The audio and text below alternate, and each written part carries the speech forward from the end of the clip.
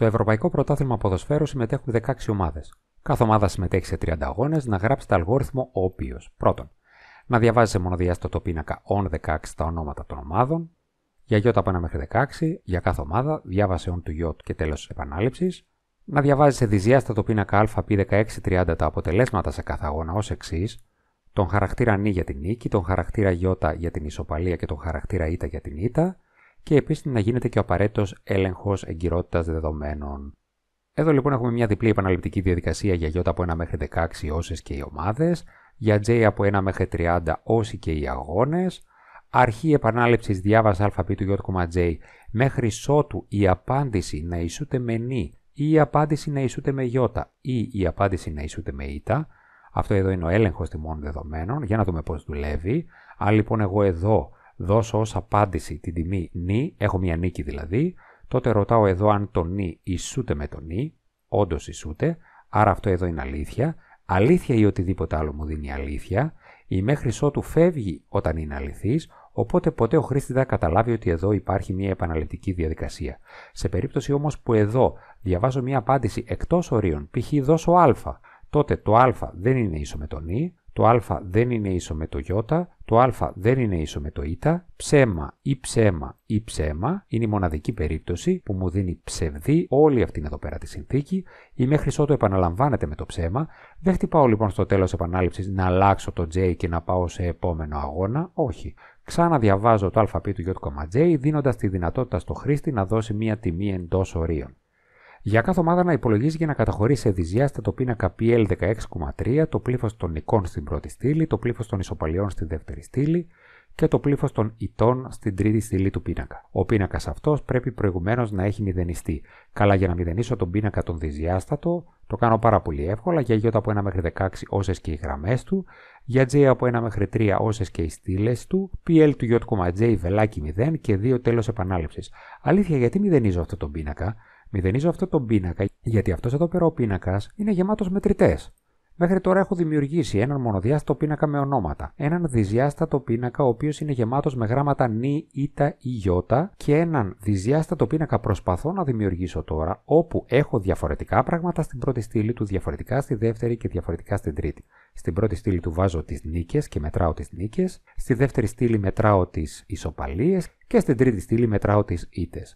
Εδώ τώρα καταλαβαίνω ότι κάθε στήλη είναι διαφορετική, άρα έχω σταθεροποίηση δείκτη. Αυτή η στήλη έχει να κάνει με το στοιχείο PLJ,1, αφού όλα τα στοιχεία της στήλης έχουν ίδιο J1. Αυτή εδώ η στήλη είναι η PLJ,2, καθώς όλα τα στοιχεία της στήλης έχουν κοινό J το 2. Και αυτή εδώ είναι η στήλη PL,3, καθώς όλα τα στοιχεία της στήλης έχουν κοινό J το 3. Βέβαια, κάθε μία από αυτές τις στήλες μπορώ να τις διαχειριστώ μόνο με το J, λες και ήταν μονοδιάστατοι πίνακες. Για να δούμε πώς θα το κάνω αυτό. Εδώ λοιπόν για Ι από 1 μέχρι 16 όσες και οι ομάδες, για J από 1 μέχρι 30 όσοι και οι αγώνες, ρωτάω αν κάθε στοιχείο του πίνακα ΑΠ του J ισούται με νη. Αν ισούται με νη, σύμφωνα με την εκφώνηση θα πρέπει να αυξάνω την πρώτη στήλη του πίνακα PL, άρα PL του J,1 είναι η προηγούμενη τιμή του PL του J,1 συν 1. Φυσικά και μετράω εδώ τις νίκες. Σε διαφορετική περίπτωση ρωτάω αν το ΑΠ του J ισούται με Ι, αν έχω ισοπαλία δηλαδή.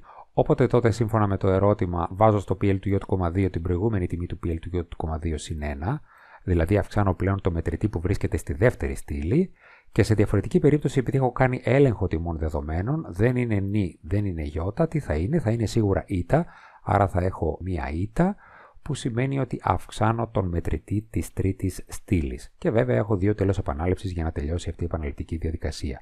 Τώρα, καθώς έχω φύγει από αυτήν τη διπλή επαναληπτική διαδικασία, έχω γεμίσει αυτόν εδώ πέρα τον πίνακα, εδώ με μετρητές που μετράνε την νίκη, εδώ με μετρητές που μετράνε την ισοπαλία και εδώ με μετρητές που μετράνε την ήττα.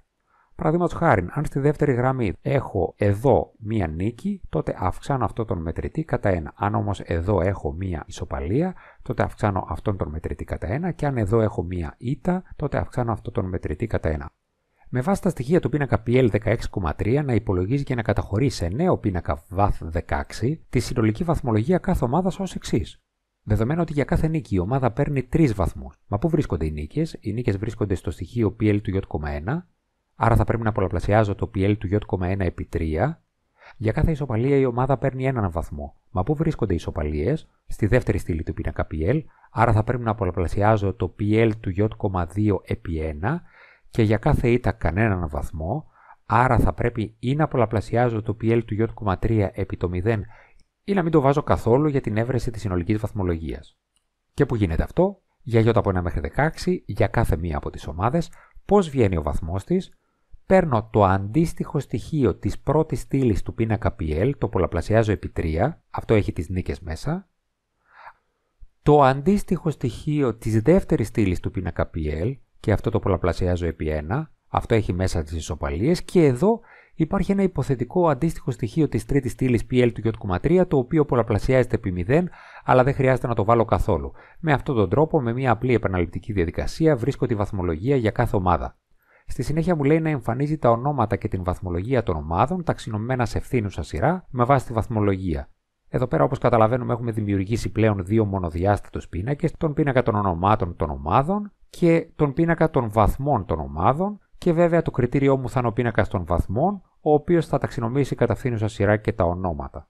Εδώ έχουμε λοιπόν μια διπλή επαναληπτική διαδικασία, όπως πάντα στη φυσαλίδα, για J από 2 μέχρι 16. 15 φορές θα έχουμε τις διαδοχικές συγκρίσεις από το πίσω μέρος του πίνακα προς το εμπρός για να μπορέσουμε να βρούμε το σωστό αποτέλεσμα. Για J από 16 μέχρι J με βήμα -1, αυτό έχει να κάνει με τη διαχείριση των στοιχείων του πίνακα. Κάθε φορά λοιπόν ελέγχω αν το προηγούμενο στοιχείο του πίνακα σε ευθύνουσα σειρά είναι μικρότερο από το επόμενο στοιχείο του πίνακα.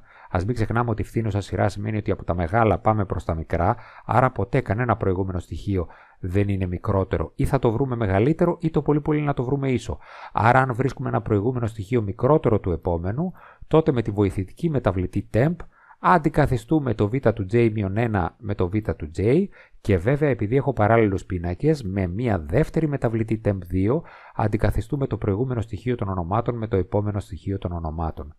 Βάσει αυτής της διπλής επαναληπτικής διαδικασίας, που είναι η γνωστή ταξινόμηση φυσαλίδα, έχω ταξινομήσει τους δύο παράλληλους πίνακες με κριτήριο τον πίνακα των βαθμών κατά ευθύνουσα σειρά, άρα το μόνο που έχω να κάνω είναι για J από 1 μέχρι 16 να εμφανίζω τα ονόματα των ομάδων αλλά και τους βαθμούς τους μετά την ταξινόμηση.